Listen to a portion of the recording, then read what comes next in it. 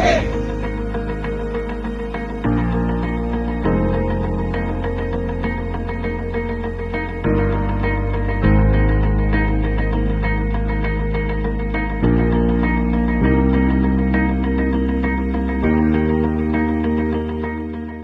lahir di desa di Slemandak Timur di Tabanan ya, Kabupaten Tabanan.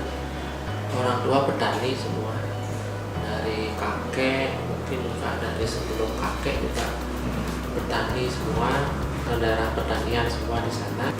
Saya saudara berdua, sekolah di teknik semua, SMA-nya ya SMA-nya di teknik semua, karena kakak saya teknik otomotif, mesin, dan saya sendiri ambil elektronika gitu ya, walaupun melanjutkan juga berbeda gitu.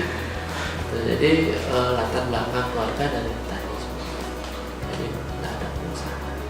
Sebelum itu saya sempat bekerja dulu kan itu ya di beberapa tempat, kemudian melihat ada peluang, kemudian teman-teman juga mensupport itu, kenapa tidak kan ya, kita coba mulai, artinya dengan sebuah modal yang pas-pasan kan gitu ya, dari step by step, dari langkah demi langkah kita coba kembangkan kan gitu ya. Jadi lebih banyak ke belajar dari teman gitu ya, dari teman, dari senior, dari tempat kerja dulu seperti apa di sana, sampai akhirnya kita berani meyakinkan diri gitu ya, harus berani untuk berusaha.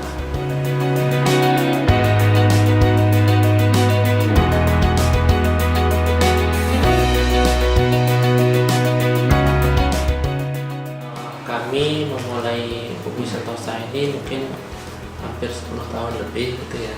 Kebetulan bareng dengan teman-teman gitu. Jadi ada beberapa orang yang bergabung di Kopi Sentosa ini gitu ya. Kebetulan ada teman juga yang lebih senior yang awalnya mengajak lah gitu ya. Yuk coba kita buat usaha, yang mana usaha itu bisa nanti menjadi tempat lah bagi orang banyak, bagi orang-orang terdekat kita, saudara-saudara kita, untuk mencari kerja, intinya sih itu. Nah, kebetulan saya sendiri juga merantau gitu ya, merantau pada masa ini ya, intinya ingin supaya merubah kesejahteraan keluarga lah intinya. Jadi kita dapat punya visi yang sama seperti itu. Nah, kemudian di samping itu kita bisa mengajak banyak orang. Kalau sekarang kami ada dua, memang ahli daya di bidang jasa kelistrikan, kemudian ada konstruksi di bidang jasa kelistrikan. Yang jalan sekarang kebetulan Bali dan Lombok. Kami juga ada kantor perwakilan di Bekasi, di Selatan. Cuman memang full 2020 kemarin itu boleh dibilang tidak ada kontrak baru karena itu sifatnya mungkin lebih ke investasi PLN ya. Sedangkan sisi investasi PLN itu masih direm lah misalnya ini. Itu yang jalan Bali dan Lombok. Kemudian kalau dari sisi masyarakat, harapan kita bahwa banyak gangguan kelistrikan itu yang muncul karena memang faktor-faktor eksternal. Tahun kemarin, tahun 2020 itu menjadi boleh dibilang sangat berbeda dari tahun-tahun sebelumnya, yang mana jumlah gangguan itu relatif mungkin sangat tinggi diakibatkan oleh faktor eksternal. Contohnya layanan, dan PLN sendiri juga sudah sangat aktif untuk sosialisasi ke masyarakat. Nah, mungkin harapan kita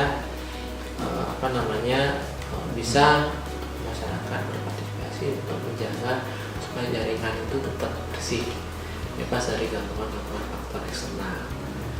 Itu terutama layang-layang, kemudian juga umbul-umbul, apalagi musim hari raya dari penjor, itu biasanya sih seperti itu. Nah, sistem rekrutmen kita adalah memang pendekatannya adalah pendekatan wilayah. Jadi kita memanfaatkan sekali tenaga-tenaga lokal di sana. Contoh misalnya di Tabanan, kita pasti rekrut dari sekitar sana. Jadi memang karena kita juga menghadapi atau melayani masyarakat yang ada di seputaran sana. Saya sangat berharap sekali bahwa perusahaan ini besar, artinya dari Bali menuju ke nasional yang sesuai dengan visinya. Industri Telsa menjadi perusahaan skala nasional, sehingga bisa juga menjadi wadah kebanggaan masyarakat Bali, wadah bagi banyak orang untuk mencari nafkah lah di sini, gitu ya.